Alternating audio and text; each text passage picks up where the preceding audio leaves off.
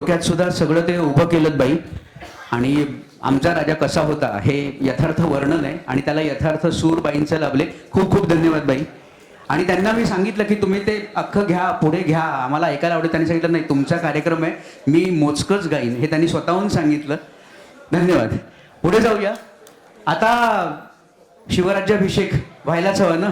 व्रत घेतलं होतं महाराजांनी, त्या व्रताचं उद्यापन होत आहे शिवराज्याभिषेकाने.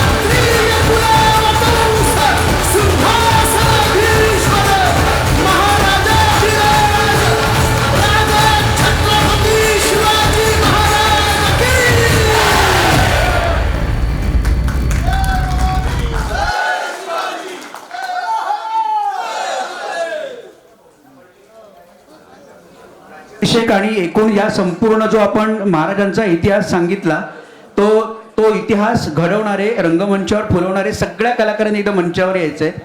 आणि इथे आता पटवर्धनबाई आलेत का? पटवर्धनबाई, कारण आम्ही तेव्हा KG मध्ये असताना पटवर्धनबाईंनी आमचं नाटक बसवलं होतं. बाई प्लीज मंचावर या तुम्ही. दुग्ध शर्करा योग आहे, बाईंनी तेव्हा बसवलं होतं, आता आम्ही केलंय. त्यांना कसं वाटलं रे, त्यांच्या तोंडून ऐकूया आपण. पण खूप छान भावना आहे. आपले सगळे आले का महाराज? तिघही महाराज आले का? 3 महाराज होते आपल्याकडे भरपूर. म्हणून म्हटलं ना, वन्स मोर पेक्षा वन मोर महत्वाचं आहे जास्त. पटवर्धनबाई,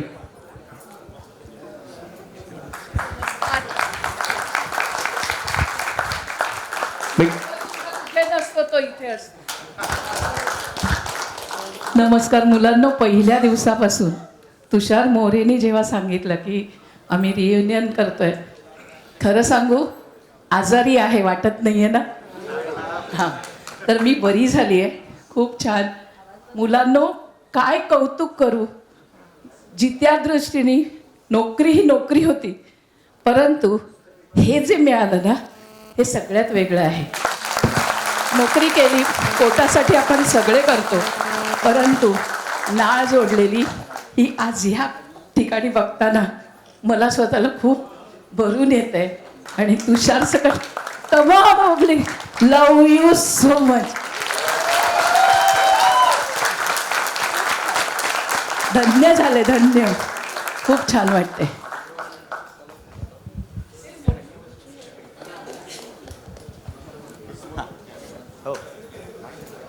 हॅलो. ही सगळी संकल्पना मूळची तुषारची होती, तुषारने राबवली होती. तुषार, काय वाटतं तुला? तो बालशिवारी झाला होता तेव्हा. हा, तुषार पुढे. तुषार, राहू दे. आम्हाला कोणी विचारलं तुम्हाला मुलं किती, घरी 1, आम्ही 81 सांगायचो.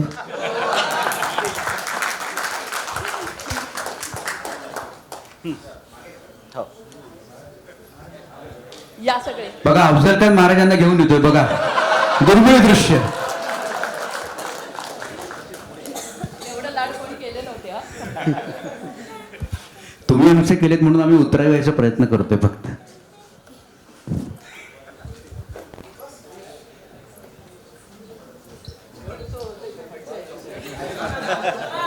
सो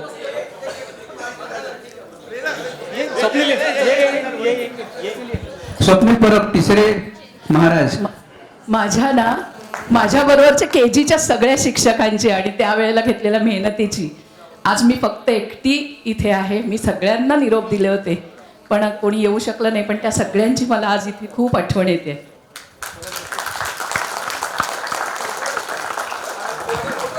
थोडं थोडं सरका थोडं सरका थोडं सरका हे आपलेच हां. ते हे उचलता येईल का?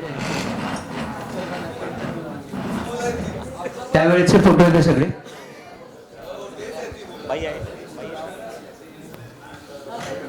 सो हा मी आहे बाल शिवाजीच्या भूमिकेत. हा हे अजून आणि एक- बाजूला कोण आहे, बाजूला कोण आहे, बाजूला कोण आहे? बाजूला स्नेहल कुबल, हा. ती आपल्या गर्ल्स स्कूल मध्ये होती. हो का, बरं.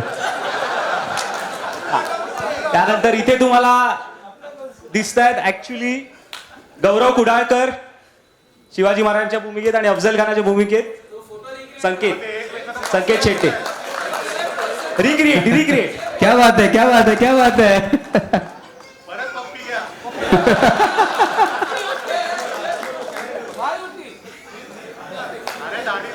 असं वाटतं आता जेवायला जाणार एकत्र दोघे मिळून, महाराज आणि अफजल खान.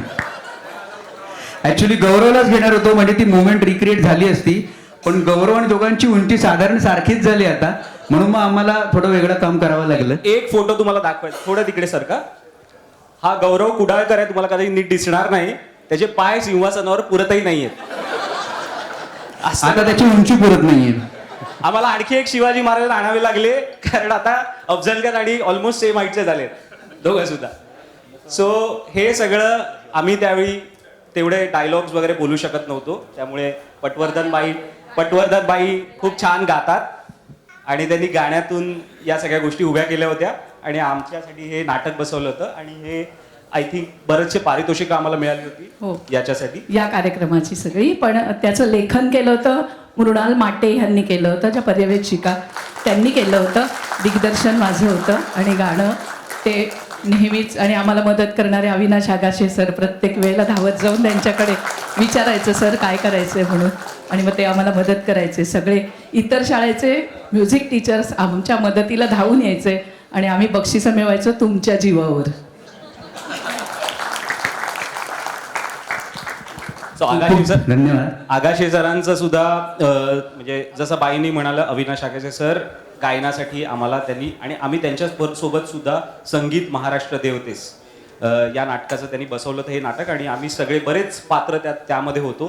चक्रपाणी वगैरे तुम्ही जो बघितला सुरुवातीला तो त्याच्यामध्ये शिवाजी झाला होता आणि मी मावळा झालो होतो. आणि अजून एक गोष्ट म्हणजे मी बालवर्गात असताना शिवाजी महाराजांचा रोल केल्यामुळे, बाल शिवाजीचा रोल केल्यामुळे मला फार अभिमान होता त्या गोष्टीचा. पण ज्यावेळी मी चौथी आम्हाला इतिहास सुरू झाला आणि त्यावेळी मला कळलं की स्वकीय शत्रूंचा बंदोबस्त, ठीक आहे, या धड्यामध्ये मोरे, माझं आडनाव मोरे, तुषार मोरे, ठीक आहे, तर ते स्वकीय शत्रू होते शिवाजी महाराजांचे. हे कळलं तर मी फार खिन्न झालो होतो आणि माझ्या मित्रांनी मला भरपूर चिडवलंही होतं. हो, जावळीचे मोरे. सो या अशा अनेक आठवणी आहेत. तर आगाशे सर सुद्धा इथे आलेत आणि ते या वयात सुद्धा स्वतः काही सादरीकरण करणार आहे आपल्यासाठी, तर आपण ते सुद्धा सगळे बघूया. धन्यवाद बाई, सगळ्यांचे आभार. धन्यवाद. वाटतं भरपूर कार्यक्रम बाकी आहेत, पण इतकं छान चाललंय तर आपण जसं चाललंय तसं चालू देऊया, नाही का? आणि खरं तर आपली जेवणाची वेळ 1 वाजताची आहे. वेळेची शर्यत डोक्यात आपल्या आहेच, आपण किती एन्जॉय करत असलो तरी. मात्र आता हा जो आपला कार्यक्रम चाललाय आणि अनपेक्षितरित्या वेगळ्या वळणाने चाललाय तरी खूप छान चाललाय. तर मला असं वाटतं 1:30 वाजेपर्यंत पहिला अंक आपला संपेल, पूर्वार्ध संपेल, तर आपली हरकत नाही ना? 1:30 पर्यंत आपण जर म्हणजे 1:30 वाजता ब्रेक घेऊ, चालेल ना? धन्यवाद, थँक्यू. हे जे बॅक बेंचर आहेत ना, पुढे या एकदा. तेव्हा पण मागे बसायचं, आता पण मागून बोलतात. धन्यवाद, खूप धन्यवाद. आणि आपल्या सगळ्यांचे धन्यवाद. आम्ही अगदी 2-3 दिवसात जे उभं केलं, भावना प्रामाणिक होती, तीच चालून गेलेली आहे, पण तुम्ही सगळ्यांनी ते इतकं स्वीकारलं आणि डोक्यावर घेतलं, मनपूर्वक धन्यवाद सगळ्यांचे. थँक्यू. पुढे जाऊया. आता मुलांचं झालं, आता शिक्षकांचं. शिक्षक दिनाला काय करतो आपण? मुलं शिक्षक होतात आणि शिक्षक बसलेले असतात. रोल रिव्हर्सल तर होतच. तसंच आपल्या या गॅदरिंगमध्ये सुद्धा आपण आपल्या शिक्षकांचे सुद्धा काही परफॉर्मन्सेस, त्यांची काही कामगिरी, त्यांचे काही गाणी, प्रवेश हे आपण पाहणार आहोत. आणि त्याची सुरुवात आपण करतोय ते आपले ज्येष्ठ सर आगाशे सर अर्थात अविनाश आगाशे सर, एकदा त्यांच्याकरता जोरदार टाळ्या होऊन जाऊ देत. आणि त्यांनी सांगितले विषय वगैरे काही सांगू नका, एवढं फक्त सांगतो की त्यांचा विषय हा अशा महाकाव्यातल्या अशा इतिहासातला आहे की ज्यात जगातल्या सगळ्या विषयांचा अंतर्भाव आहे. तुम्हाला कळलं असेल सर महाभारताविषयी काहीतरी बोलतायत, एवढंच फक्त सांगतो, बाकी स्पॉईल काही करत नाही, बाकी सगळं सर स्वतःच सांगतील. शिल्पी सर. खरं म्हटलं तर स्वतः सादरीकरण करण्याच्या बाबतीत मी जरा आळशी आहे खरा. मला शिकवायला जरा जास्त आवडतं. हे जरा पाहिल्यानंतर एकदा परत असं वाटतं की आपण पण दिग्दर्शन केलं असतं बरं झालं असतं, हरकत नाही.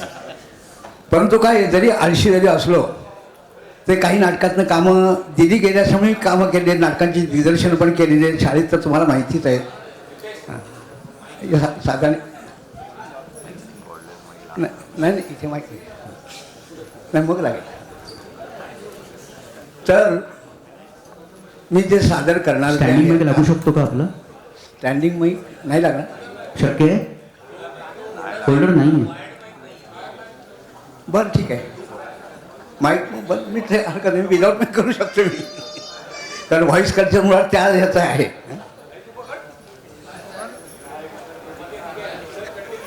ओके. तर आता ते महाभारताचं सांगितलं. आपल्याला माहिती आहे, आपण लहानपणापासून ऐकलं की शिवाजी महाराजांवर महाभारतातल्या व्यक्तिरेखांचे संस्कार जिजाईने केले वगैरे, असं आपण आपल्या लहानपणापासून ऐकलेलं आहे. मी आता जे स्वगत सादर करणार आहे ते महाभारतातल्या अंगराजकारणाचं. हा अंगराजकरण शाळेत मी शिकत होतो ज्या वेळेला, आमच्या शाळेचं नाव होतं गोपालकृष्ण विद्या मंदिर गुहागर. गुहागरला माझं सगळं शिक्षण झालं. आणि त्यावेळेला जे संस्कृत शिकवणारे जे शिक्षक होते ते आम्हाला काही विद्यार्थ्यांना बोलून काही संस्कृतचे श्लोक सांगायचे. आता तो श्लोक मला आठवत नाही आहे, पण त्याचा अर्थ अजून माझ्या लक्षात आहे.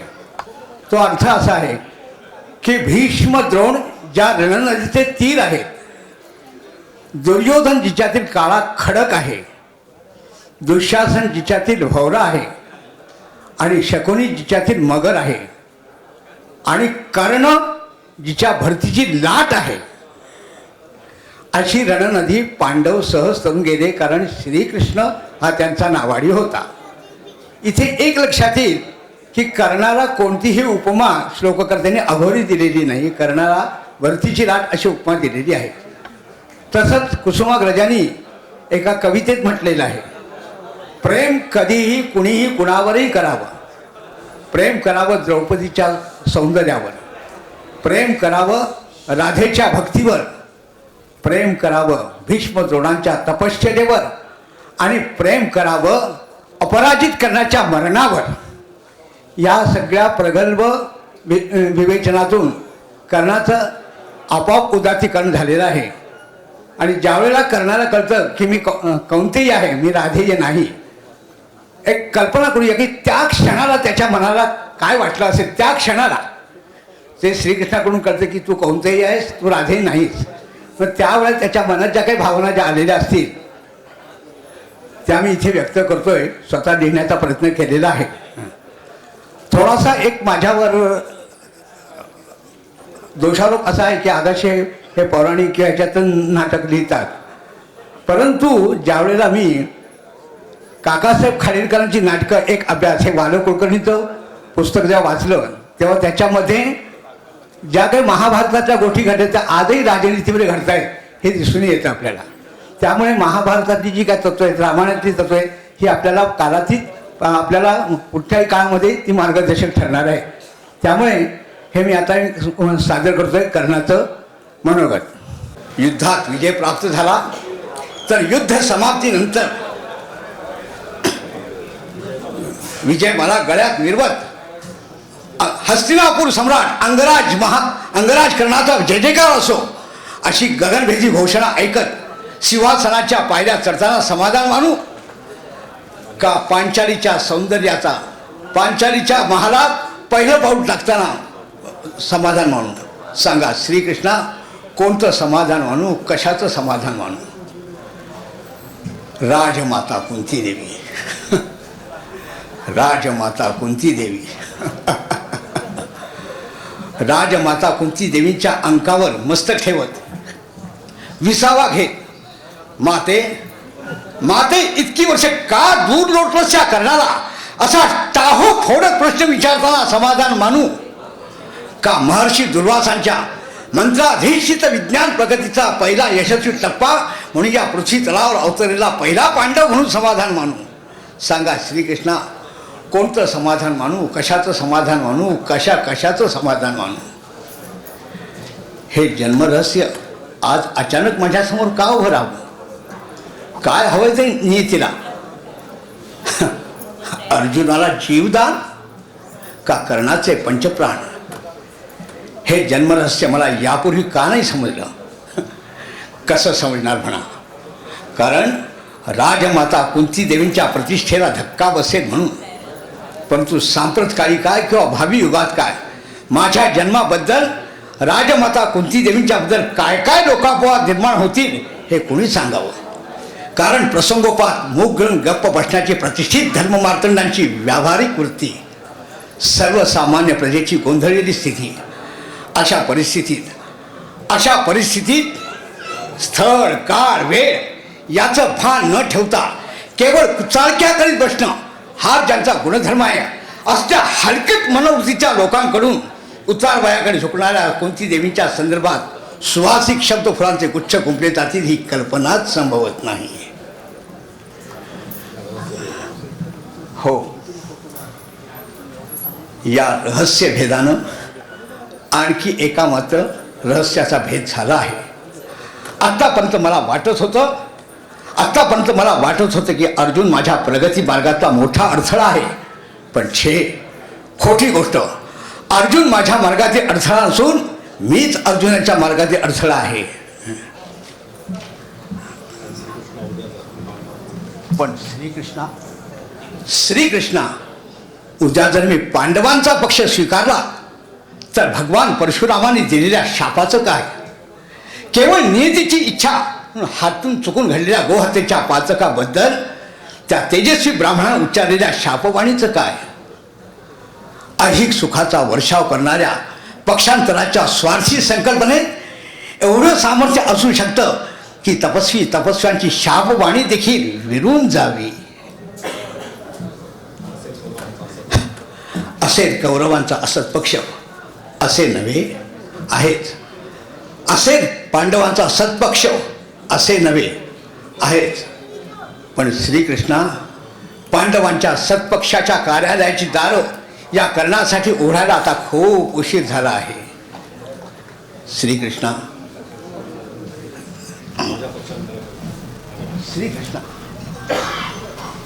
माझ्या पक्षांतरानं उद्या केवळ दुर्योधनाचाच विश्वासघात नसेल तर तो माझ्या राधा मातेचा सुद्धा विश्वासघात ठरू शकेल. आणि म्हणूनच मी निश्चय मनाने तुम्हाला सांगतो की कोणत्याही परिस्थितीत हा अंगराज करणं पक्षांतर करणार नाही, नाही, नाही, त्रिवाद नाही. आता मात्र युद्ध अटळ आहे. कर्णाच्या वज्रबाहूनं वज्रहस्तानं आता शस्त्र धारणेसाठी तुम्हाला सिद्ध राहावं लागेल. हो, पण त्या अगोदर तुम्हाला सिद्ध व्हावं लागेल अखेरचा दंडवत करण्यासाठी. कारण युद्ध म्हणजे विजय, युद्ध म्हणजे पराजय, युद्ध म्हणजे मृत्यूला आमंत्रण आणि युद्ध म्हणजे सर्वच अनिश्चिती. आणि म्हणूनच तुम्हाला अखेरचा दंडवत करण्यासाठी तयार राहावं लागणार आहे. हा अखेरचा दंडवत कुणाला? अंतरिक्षात वावरणाऱ्या अदृश्य शक्ती, अंतरिक्षात वावरणाऱ्या यक्ष गंधर्व विद्याधरादी अदृश्य शक्तींना, अष्टवसूंना, अष्टदिक्पालांना, जगाच्या कल्याणासाठी तपश्चर्या करणाऱ्या ऋषींना, मुनींना, सर्व जीवात्म्यांवर सारखंच प्रेम करणाऱ्या साधूंना, संतांना, दूषित समाजाचं शुद्धीकरण करणाऱ्या समाजसुधारकांना, साहित्यिकांना, कलावंतांना आणि त्याहीपेक्षा अत्यंत महत्त्वाचं म्हणजे गरिबीचा संसार थाटत, काबाड कष्ट करत, दुःखाचे चटके सहन करत असताना सुद्धा आपल्या पोटी जन्माला आलेल्या अपत्याचा कोणत्याही परिस्थितीत त्याग न करता त्याचं संगोपन करून त्याला वाढवणाऱ्या या जगातील असंख्य माता भगिनींना आणि आपल्या आईच्या पदराखाली तोंड लपवून दुग्धवान करून धष्टपुष्ट होणाऱ्या बालकांना या अभागी दुर्दैवीकरणाचा अखेरचा दंडवत.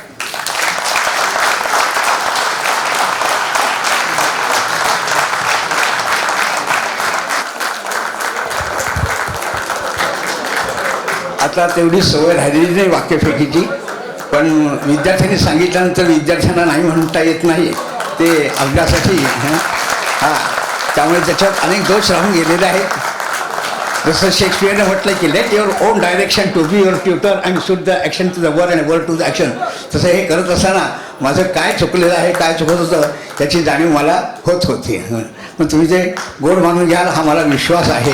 विद्यार्थ्यांचं मन मला मोडता येत नाही कधी, म्हणून मी या गोष्टीला तयार झालो. त्यांनी सांगितलं होतं एखादं गाणं म्हणा, पण काय गाणं म्हटल्यानंतर नाट्यसंगीत म्हटल्यानंतर नाट्यसंगीताला साथ ही बंदिस्त लागते. ती आता सगळी परत जमवायची म्हणजे या विद्यार्थ्यांची धावपळ उडणार हे मला माहिती होतं. म्हणून मी हा मार्ग पत्करला की निदान नाट्याचं जे काय आहे ते त्यानिमित्ताने शिक्षकांना या लोकांना दिसेल. धन्यवाद आगाशे सर. तेव्हा सुद्धा आणि आत्ता सुद्धा आगाशे सर ज्या प्रकारे सादरीकरण करतात त्यांचा व्यासंग तर आहेच, पण जे सादरीकरण आहे त्याच्यातून खूप काही शिकता येतं आणि व्यक्तिमत्व विकासाकरता खूप महत्त्वाच्या बाबी आहेत आणि नकळत ते संस्कार आमच्या सगळ्यांवर झालेत. आणि जे कोणी आम्ही समाजात वावरतोय, जे काही करतोय त्यामध्ये ते संस्कार आहेत. कारण उभं कसं राहायचं, बोलायचं कसं, व्यक्त कसं व्हायचं, आपल्या समोर किती अवकाश आहे याचा अंदाज कसा घ्यायचा, हे त्यांचं जजमेंट तेव्हाही असायचं, आजही आहे. आज आपण बघितलं माईकचा अंदाज त्यांनी घेतला, मग ते बोलले, परत जवळ येत होते. ह्या सगळ्यातून खूप शिकण्यासारखं आहे. तेव्हाही शिकत होतो, आजही शिकतोय. सर खूप खूप धन्यवाद. Thank you. There is always a learning curve. Thank you. पुढे जाऊया. नाटक झालं, नाट्यप्रवेश झाला, सॉरी आमचं नाटक झालं, तुमचा नाट्यप्रवेश झाला सरांचा.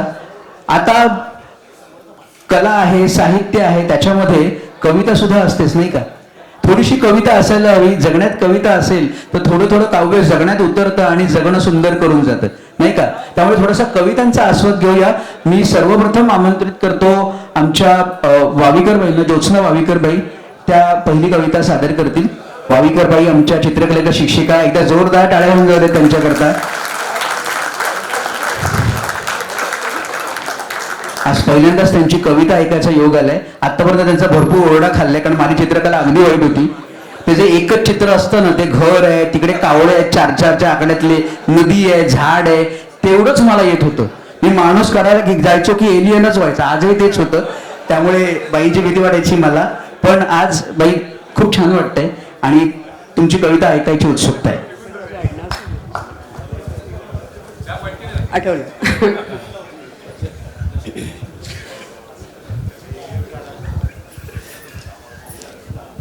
आजचा योग तुमच्यामुळे जुळून आलाय, त्याबद्दल धन्यवाद.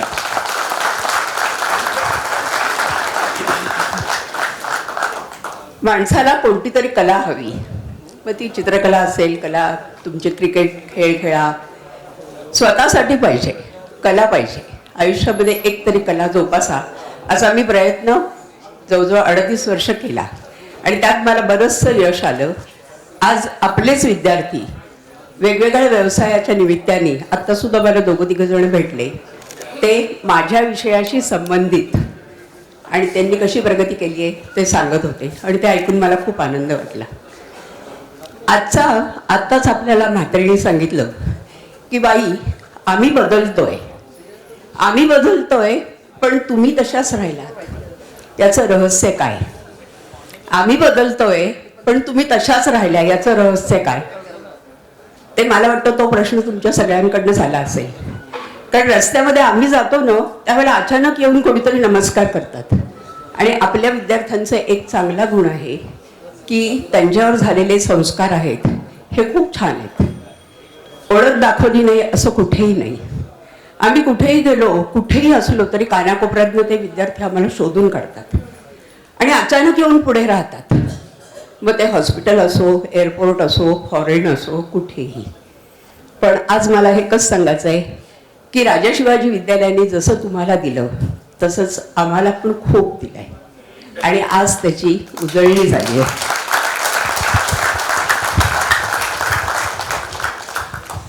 आज तुम्ही सगळ्यांनी हा कार्यक्रम जुळवून आणलात, त्याबद्दल मी धन्यवाद तर दिलेच आहे आधीच. पण आज तुमच्यासाठी हे दरवेळेला मला रियुनियनला करावंसं वाटतं, कारण आमच्या शिक्षकांकडनं प्रत्येकजण काही बोलू शकत नाही. इथे येऊन सगळेच जण बोलायला लागलो तर आपल्याला दिवसभर थांबावं लागेल. त्यापेक्षा सगळ्यांच्या तर्फे मी हा एक उपक्रम हाती घेतला आहे. आता म्हातारीचं उत्तर.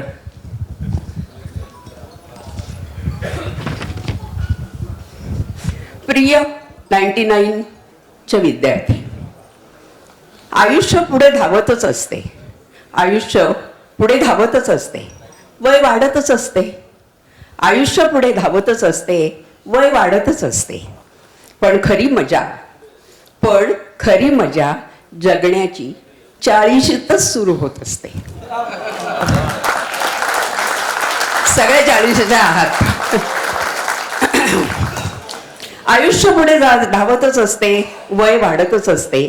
पण खरी मजा जगण्याची 40शीतच सुरू होत असते. आयुष्याचे मध्यंतर हेच तर वय असते. आयुष्याचे मध्यंतर हेच तर वय असते. कारण लग्न मुलं होऊन नोकरी धंद्यामध्ये आपण थोडे स्थिर झालेलो असतो. कारण लग्न मुलं होऊन नोकरी धंद्यात आपण थोडे स्थिर झालेलो असतो. जगण्याची परिभाषा थोडी थोडी समजून आपणही बदलू लागतो. काय हवंय काय नको हे नेमकं समजू लागतं. जगणे समजून घेण्याचे हेच तर खरं वय असते. ते आपण मनापासून आनंदाने जगायचे असते. वय आणि जीवन, ऐका हं, वय आणि जीवन यांच्यात इतकाच फरक आहे. वय आणि जीवन यांच्यात इतकाच फरक आहे. जो मित्राविना सरते ते वय असतं. जे मित्राविना सरते ते वय असतं. आणि जे मित्रांबरोबर सरते ते खरं जीवन असतं.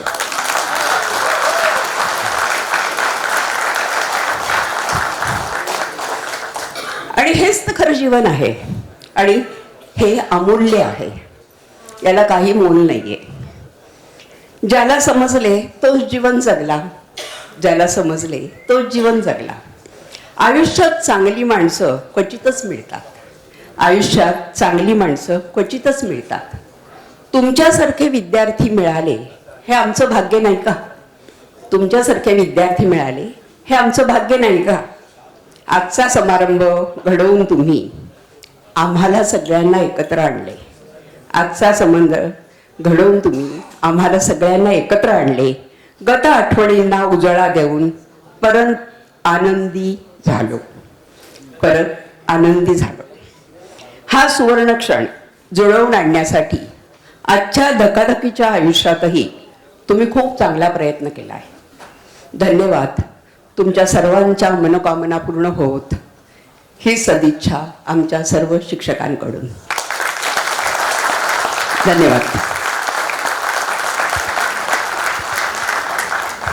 Thank you ma'am. काव्यवाचनाचा सिलसिला हा कायम राहणार आहे. आणि आता मंचावर येत आहेत वैशाली मोरेबाई. पुन्हा एकदा टाळ्या वगैरे. काही बोलायची गरजच नाही.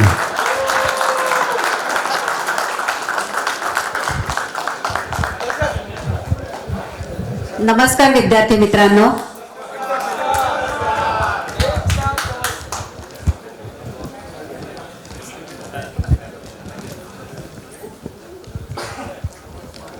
एक छोटीशी कविता मला काल लिहावीशी वाटली.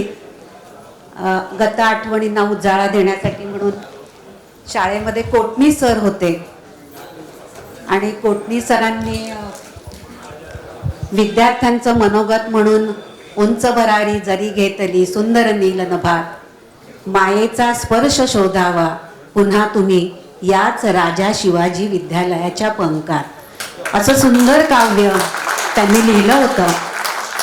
काल मी आपलं विचार करत बसले होते. म्हटलं आता काय मुलांसाठी आपण लिहू शकतो. तर मलाही एक दोन ओळी सुचल्या स्फुरल्या तर मी ते तुमच्यासमोर मांडते आहे. समजून घ्या, तुमचंच मनोगत असल्यासारखं आहे ते. मी वाचते.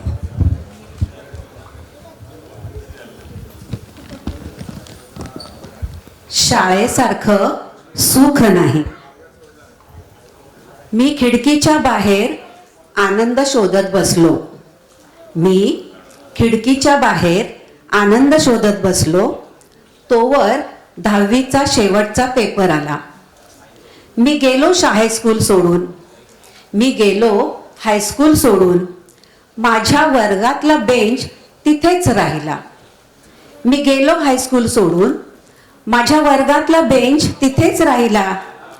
बाहेर जाताना कळत नव्हतं आता येथे परत येणे नाही. आयुष्याच्या पानावर मित्रांनो शाळेसारखं सुख नाही. अफाट रस्त्यावर आता गाडी माझी सुसाट असते. अफाट रस्त्यावर आता गाडी माझी सुसाट असते. भली मोठी गाडी पण सोबत त्यात कोणीच नसते. 4 चाकीच्या गाडीला मात्र मित्रांसोबत डबल सीट फिरणाऱ्या सायकलीची सर येणार नाही. आणि आयुष्याच्या पानावर नाही. आणि आयुष्याच्या पानावर मित्रांनो शाळेसारखं सुख नाही. आता झालो मोठे आम्ही. आता झालो मोठे आम्ही. कळते आम्हा सर्व. शाळेतून बाहेर पडल्यावर मिटला सारा गर्व. एका हाती लॅपटॉप आणि दंग झाले. एका हाती लॅपटॉप आणि बॉस कामाचे मेल पाठवतो. दंग झालेल्या या जीवनात मग शाळेचा बेंच पुन्हा आठवतो. पण जेव्हा कळायला पाहिजे होते तेव्हा माणसाला कळतच नाही. आणि आयुष्याच्या पानावर मित्रांनो आयुष्याच्या पानावर मित्रांनो शाळेसारखं सुख नाही. आता दिवसाला आणतो मी खूप सारे पैसे कमवून. पैसा पैसा म्हणत म्हणत जातो साऱ्या गर्दीत हरवून. त्या भोल्या मोठ्या रकमेला आईच्या 1 रुपयाची सर नाही. आणि आयुष्याच्या पानावर मित्रांनो कैक हॉटेल आहेत आता दुपारचे जेवण करण्यासाठी. वेगवेगळ्या डिश आणि वेगवेगळे पदार्थ खाण्यासाठी. त्या सगळ्या जेवणाला मात्र मित्रांसोबत शाळेत खाल्लेल्या डब्यातील जेवणाची चव नाही. आणि आयुष्याच्या पानावर मित्रांनो शाळेसारखं सुख.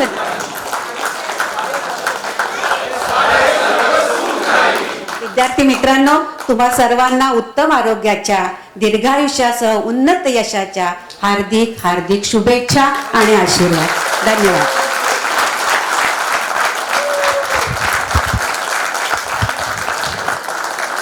काही बोलायची गरजच नाही. तुमच्या टाळ्यांनी सगळं सांगितलंय आणि किती भावले कविता मनाला. आता कवितांचा सिलसिला अजून एक कविता पुष्प आपल्यासोबत सादर करतायत नीता कांबळेबाई. कांबळेबाईंनी मंचावर यावं. इतकं छान झालं की काय बोलावं ते कळत नाही, पण आपण टाळ्या वाजूया कांबळेबाईंकरता. पुन्हा एकदा छान कविता आपल्याकरता सादर करतात. या बाई.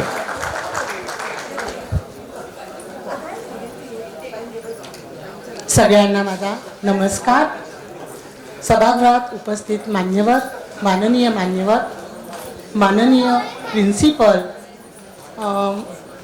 आपले लाडके विद्यार्थी आणि माझे मित्र आणि मैत्रिणी यांना सगळ्यांना माझा सप्रेम नमस्कार. मी इथे कविता सादर करत आहे परंतु ती माझी नाही. त्यांचं नाव मी नंतर तुम्हाला सांगणार आहे कविता वाचून झाल्यानंतर. तुमचे सायन्स टीचर आणि मॅथ्स टीचर आहेत त्यांनी ती लिहिलेली आहे परंतु ती मला वाचायला सांगितली म्हणून मी वाचते आहे. आमची शाळा IAS राजा शिवाजी आहे आमची शाळा. IAS राजा शिवाजी आहे आमची शाळा. तिने लावला येथे सगळ्यांनाच लळा. विद्येचे ज्ञान दिले तिने पोहोचवले घरोघरी. विद्येचे ज्ञान दिले तिने पोहोचवले घरोघरी. प्रत्येक विद्यार्थ्याने मारली येथे यशाची भरारी. तिने दिले नाही केवळ ज्ञान, तिने दिले नाही केवळ ज्ञान, दूर केले अंधकाराचे अज्ञान. होऊन ती प्रत्येकाची माय, होऊन ती प्रत्येकाची माय, संस्कारित केले जणू कामधेनू ही गाय. इथे केवळ विद्यार्थी नाही घडले, इथे केवळ विद्यार्थी नाही घडले, गुरुजन वर्गही ज्ञानार्जनाने नाहले. प्रत्येक विषयातील शिक्षक आहे येथे तरबेज, प्रत्येक विषयातील शिक्षक आहे येथे तरबेज. सर्वच अडचणींना त्याने केले समूळ नामशेष. आहे ही वास्तू भरलेली अनेक कलागुणांनी, आहे ही वास्तू भरलेली अनेक कलागुणांनी, जणू सरस्वतीने केली वर्षा भरभरुनी. आयोजन होते येथे अनेक कार्यशाळांचे, आयोजन होते येथे अनेक कार्यशाळांचे, ज्ञानशिखर काढतो शिक्षक पूर्णत्वाचे. संस्थेच्या आहेत अनेकविध शाखा, संस्थेच्या आहेत अनेकविध शाखा, प्रत्येकाची आहे आपापली परिभाषा. सुसंस्कारित गुरुजन केवळ नाही येथे, सुसंस्कारित गुरुजन केवळ नाही येथे, त्यांनी आकार देऊन घडवलेले आहे सुजान प्यादे. पदोपदी येते त्याची प्रचिती, पदोपदी येते त्याची प्रचिती, आजचा दिन आहे साक्ष त्याची. अनेक कृपा आशीर्वाद राहो मुलांनो तुमच्या शिरावरी, अनेक आशीर्वाद राहो मुलांनो तुमच्या शिरावरी. हीच केवळ एक अभिलाषा आम्हा सर्व शिक्षकांची ईश्वरा चरणी. आता मी कवयित्रीचं नाव सांगते आहे. कवयित्री आहे उर्मिला कुटे. थँक्यू, धन्यवाद. ही कविता लिहिली आहे आपल्याच उर्मिला कुटेबाई अर्थात पूर्वीच्या फौलबाई यांनी, आणि त्यांनी लिहिली आणि कमलेबाईंनी वाचून दाखवली. दोघींचे खूप खूप धन्यवाद. इतकी छान कविता तुम्ही आमच्याकरता सादर केलीत. आणि मला असं वाटतं कार्यक्रम आता अधिकाधिक उत्स्फूर्त होत चाललाय आणि त्यामुळे मला वाटतं अजून आपल्या एक बाई आहेत, मला वाटतं आंबेडकर बाई आहेत, त्यांना ही कविता वाचायची आहे. आंबेडकर बाई तुम्ही कविता वाचवा. एकदा या टाळ्या होऊन बाईंग करता. दैवी योग आहे, ईश्वरी कृपा आहे, पण त्या परिणामाला अनुलक्षून त्यांनी कविता लिहिली. ऐकूया त्यांनी काय लिहिलं आत्ताच्या आत्ता. येतात बाई येतात, देव देव. तोपर्यंत योगेश सावंत कुठे असतील तर स्टेज जवळ यायचं. योगेश सावंत. तेव्हा माझी ओळख सांगणारी ऑडिओ क्लिप मी आधीच पाठवली होती ग्रुपवर. मी प्रतिमा आंबेकर. पण आजचा दिवस हा फक्त तुमचाच आहे. तुमच्याचबद्दल बोलावं असं वाटतंय, खूप सगळं कौतुक करावं असं वाटतंय. अगदी मनात अगदी इतकं सगळं आलं आहे. पण अर्थात मी फक्त 4 ओळी केल्या आहेत, तेवढ्याच वाचणार आहे. पण हे कौतुक करावं असं वाटतंय त्याचा कारण आम्हाला सर्वांना तुमचा खूप अभिमान वाटतो. आणि आजचा हा जो सोहळा चालू आहे तो बघून तर इतकं कौतुक वाटतंय. आफ्टर ऑल राजा शिवाजीचे विद्यार्थी आहेत, यशस्वी कुठेही गेले तरी होणारच. पण फिर भी तारीफ तो बनती है.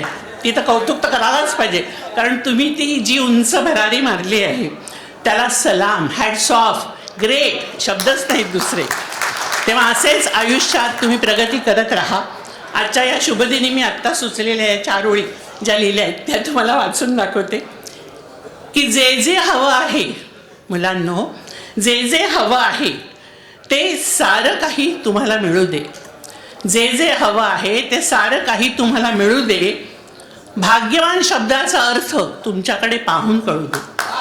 भाग्यवान शब्दाचा अर्थ तुमच्याकडे पाहून कळू दे. तुमच्या आनंदाचा वेल असाच उंच आकाशाला भिडू दे. तुमच्या आनंदाचा वेल असाच आकाशाला उंच भिडू दे. आणि आयुष्यात तुमच्या सर्व काही मनासारखंच होऊ दे. आणि आयुष्यात तुमच्या सर्व काही मनासारखंच होऊ दे. हीच माझी श्रीकृष्णाला प्रार्थना, कारण मी श्रीकृष्ण भक्त आहे. Wish you all the best. खूप खूप खूप शुभेच्छा. खूप सारे आशीर्वाद आणि खूप सारं कौतुक, कारण फार छान कार्यक्रम तुम्ही केला आहे. राजा शिवाजीचं नाव तर सगळ्या मुलं तुम्ही विद्यार्थ्यांनी केलेलंच आहे ना, पण आज बघून फार आनंद झाला, अगदी मन भरून आलं की किती कौतुक करावं तुमचं म्हणून. Thank you very much. आणि ऐन वेळेला बोललेली आहे काही अचानक, तेव्हा गोड मारून घ्या. भावना असल्या की शब्द आपोआप सुचत जातात, तसाच काहीसा प्रकार आता चालू आहे. पुढे जाऊया आपण. आणि कार्यक्रम जसा रंगदेवतेला हवाय तसा होत चाललाय, आपल्या हातात काही नाही आहे हे स्पष्ट जाणवते इथे उभं राहून. ठरवलं काय होतं, घडतंय काय, कल्पनेच्या बाहेरचं आहे. पुढे जाऊया आपण. आणि आता वेळ झाली आहे ती नाही, अजून थोडा वेळ, थोडी कळ करा. मान्य आहे, आपण मगाशी ठरलं होतं आपलं, हो की नाही? म्हणजे ठरलं होतं, हो की नाही बाई, ठरवलं होतं की नाही आपण? हां, सगळ्या बाईंनी पण, तुम्ही पण अनुमोदन दिलं होतं. थोडं थांबूया आपण. आता वेळ झाली ती एका छोट्याशा अभंगाची, अगदी छोटा अभंग आहे आणि तो सादर करतायत आपल्या सगळ्यांचे लाडके माने मामा. हा, एका जोरदार टाळ्या उमटवल्या त्यांच्याकरता. नंदकुमार माने मामा. महाराष्ट्राला खूप प्रदीर्घ परंपरा आहे.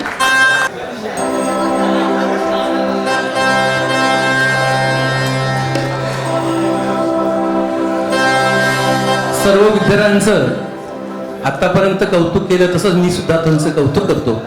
आणि माझा परिचय काय सांगायला नको. आत्ताच मगाशी मला वाटला दुसऱ्या मधलं काठी घेऊन उभा राहणार माने मामा. करमरकर बाई मला म्हणायच्या, माने मारायचं नाही, फक्त दशत दाखवायची, काठी दाखवली आपोआप जाणार आतमध्ये. हो, तर मी आहे पंढरपूरचा वारकरी. मी अभंग म्हणणार होतो, परंतु इथं बसल्यानंतर मी विचार केला, विद्यार्थ्यांसाठी, आम्हा सर्व विद्यार्थ्यांनी आम्हाला बघून, म्हणजे शिक्षक वर्ग, कर्मचारी वर्गांना बघून त्यांच्या मनात एक भावना उद्भूत झाली. अशा पद्धतीचं एक मी छोटासा एक हे लिहिलंय, ते मी तुम्हाला सादर करतो, परंतु अभंगाच्या चालीवरती, कारण आज आहे एकादशी. खरोखर तुम्ही विद्यार्थ्यांनी जो आजचा दिवस 10 तारीख मी पाहिलं, अरे 11 घेतली असती तर मला सुट्टी होती. आता काय करणार, कारण मी राजा शिवाजी मधून 2010ला भांडूपला गेलो आणि भांडूपवरून आता मी मुलुंडला गेलो.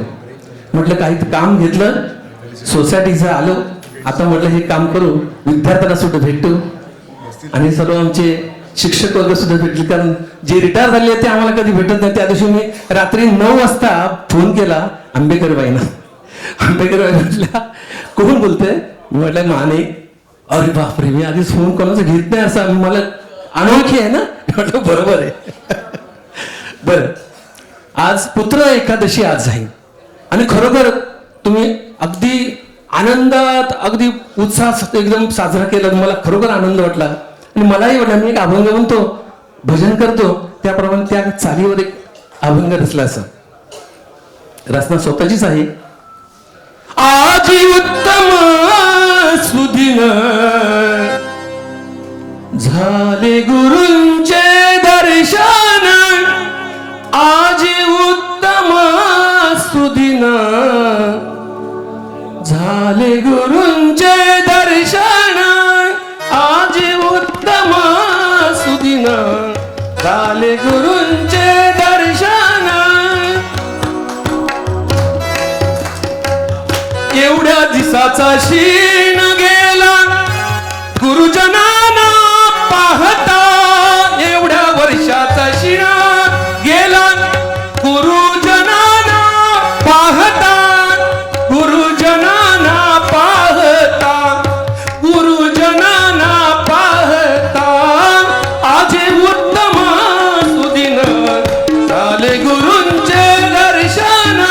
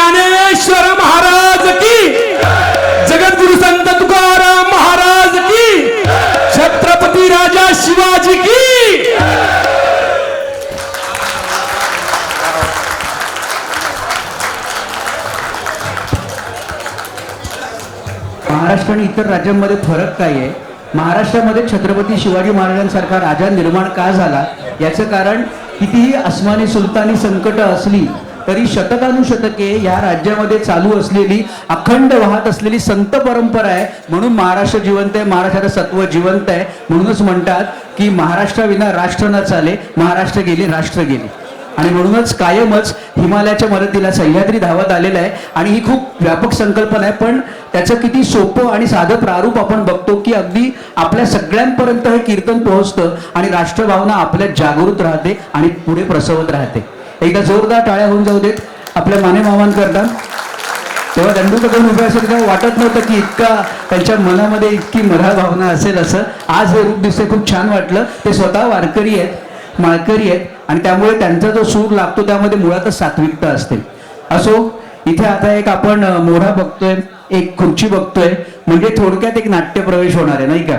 त्यामुळे आता वेळ झाली एका नाटकाची.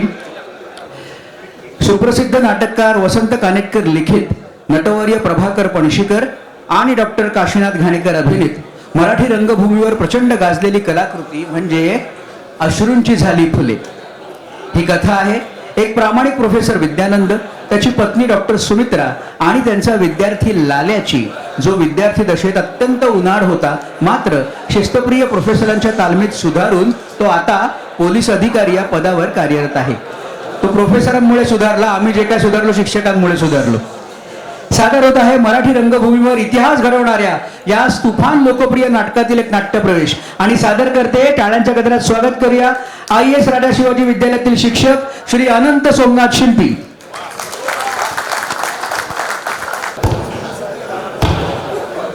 मी प्रोफेसर विद्यानंद.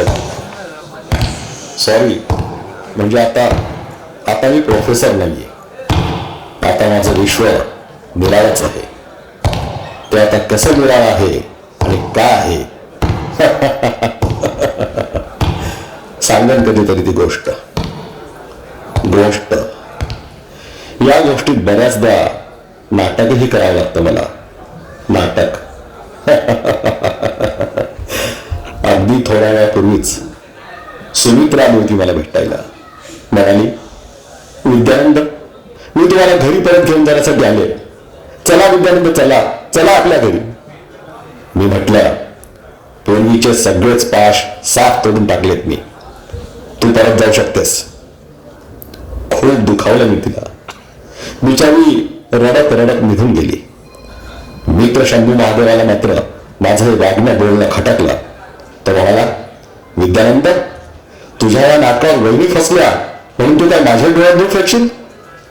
अरे विद्या, कधी कधी तुझं खरं काय आणि खोटं काय तेच आम्हाला कळण्याचं होतं रे. अरे तुलाच काय, माझं मलाही कळत नाही. असं वाटतं हे सगळं नाटक चाललंय, नाटक.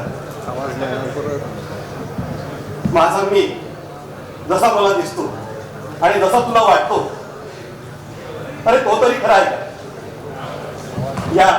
या कोणातून पाहशील तर तू म्हणशील की हाच तो किंडेशो पराक्रमी नायक.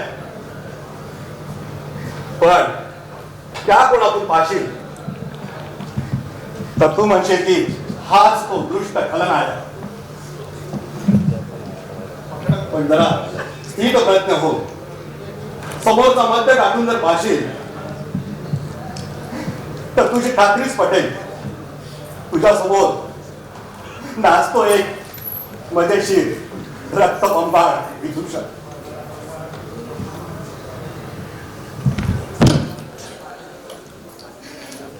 शंभू, अरे खऱ्याची झलक पाहिली, आता खोट्याची मजा बघतोय. मजा पुण्यातली चव गेली तेव्हा पाप कशाशी खाता ते शोधतो. जगण्याचा सोहळा संपला, आता आपलं मरण याची देही याची सोहळा झाला. आणि तू वेळा मला विचारतोस खरं काय आणि खोटं काय? पहा राज रस्त्यावरून संत सज्जनाची पाच पाठ करून धिंड निघाली धिंड. सती सावित्री पतिव्रता डोळे मोडीत बसले आहेत, डोळे मोडीत. आणि चौकात चौकात त्यांच्या कार्यात विघ्न करणारे विद्यानंद फासावर लटकवले जात आहेत, फासावर. सत्य एकच शंभू, अजून पाश सुटत नाही, अजून माया मरत नाही, अजून नाळ तुटत नाही. शंभू, अजून नाळ तुटत नाही.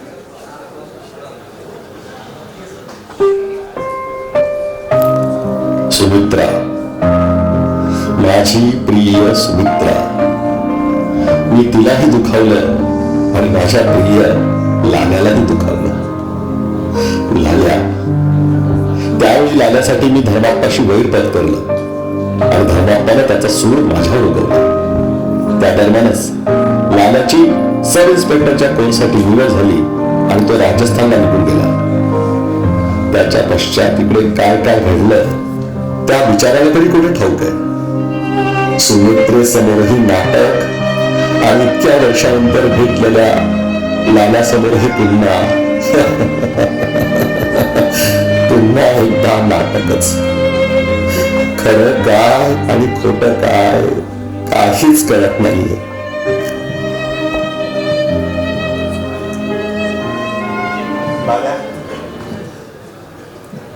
लाल्या, आज परिस्थितीने आपल्याला एकमेकांचा अनुभव केला.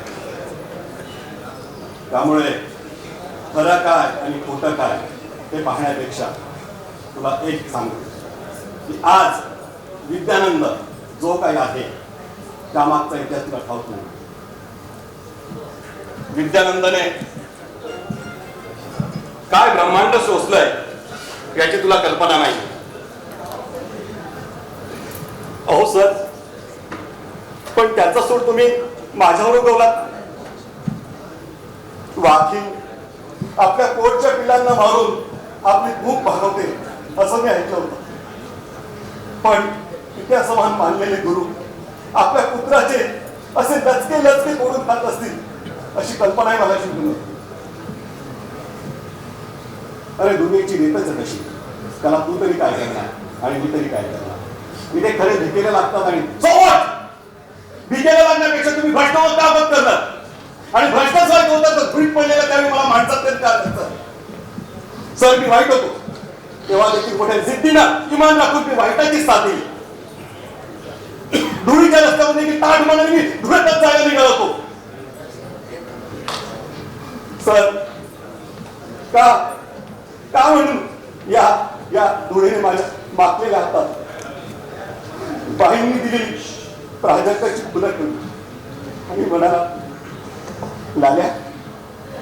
लाल्या या फुलांसारखा सुंदर सात्विक निसुगंधी हो. तर आईच्या प्रेमळ हाताने का मला आशीर्वाद दिला. एक चिमुकलं बाळ त्या गाढ विश्वासात आईच्या कुशीत होती. त्याच विश्वासाने मी तुमच्या खांद्यावर मान टाकली होती. तुमच्यावर माझ्या भावा विश्वासाला संदर्भच लावायचं होतं तर कशाला माझ्या अंतकरणात एक सुंदर मूर्ती कोरली. आणि सर, का असे घणाचे घाव घालून तिचे तुकडे तुकडे केले.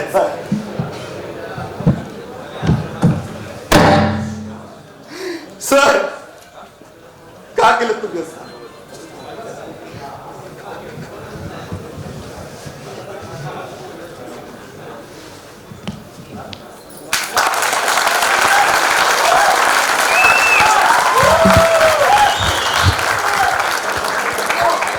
अश्रूंची झाली फुले आणि अनंत शिंपी. सर, धन्यवाद. तुमच्या सगळ्यांचं प्रेम असंच कायम राहू. थँक्यू. धन्यवाद. आणि आता मगाशी पण बोललं कसली वेळ झाली, कसली वेळ झाली. हा, आता वेळ झाली ती जेवणाची. आता आपण ब्रेक घेतो. आपले जे शिक्षक वृंद आहे, शिक्षकांच्या भोजनाची सोय इथेच याच मजल्यावर आहे आणि मुलांची सोय ही तिसऱ्या मजल्यावर आहे. कृपया नोंद घ्या. मुलांची सोय वरती आहे तिसऱ्या मजल्यावर, शिक्षकांची इथेच आहे. आणि मध्यंतरानंतर सुद्धा जाऊ नका. खूप छान छान कार्यक्रम आहेतच, पण त्यासोबतच शिक्षक आणि विद्यार्थी या दोघांकरता काहीतरी खास आहे. तर ते खास सरप्राईज आहे, गुपित आहे. त्यामुळे तुम्ही प्लीज थांबा आणि काय गुपित आहे ते उलगडूनच मग आपण सगळे घरी जाऊया. ठीक आहे, जेवून घेऊया. धन्यवाद.